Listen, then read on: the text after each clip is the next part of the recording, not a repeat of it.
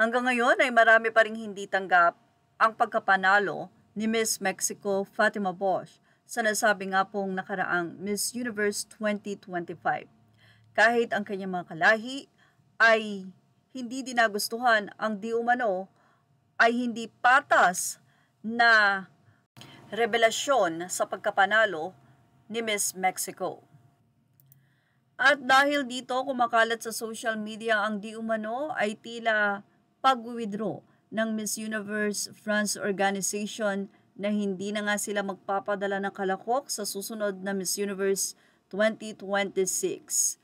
Mula sa naging pahayag ng France, the Miss France Organization has revealed that it is seriously considering pulling out Miss Universe 2026, raising red flags over what it described as major transparency lapses and uncertainty within the pageant's leadership. Officials said their concerns heightened after the widely discussed incident involving Miss Mexico and her Thai host. In the heat of the moment, France's representative Yves Gilles even attempted to walk out in support of Fatima Bosch. Though she eventually returned to her seat, Miss France President Frederick Gilbert confirmed they were monitoring the situation in real time. We told her that if anything questionable happened, even the slightest issue, we would immediately withdraw her and send her home.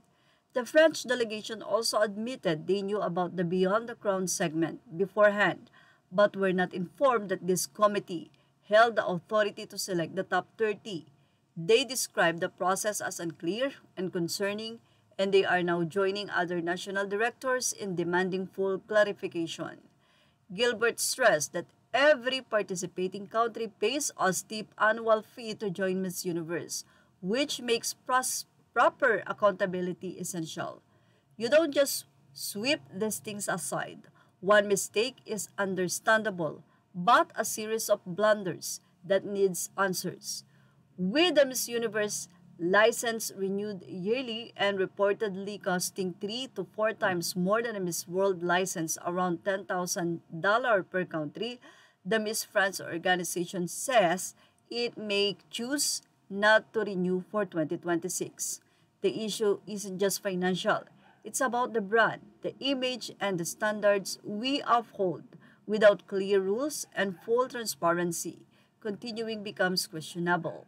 And we're not alone. Other countries are thinking the same.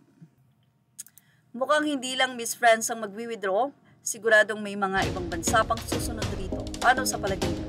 Yan ang ating showbiz top update.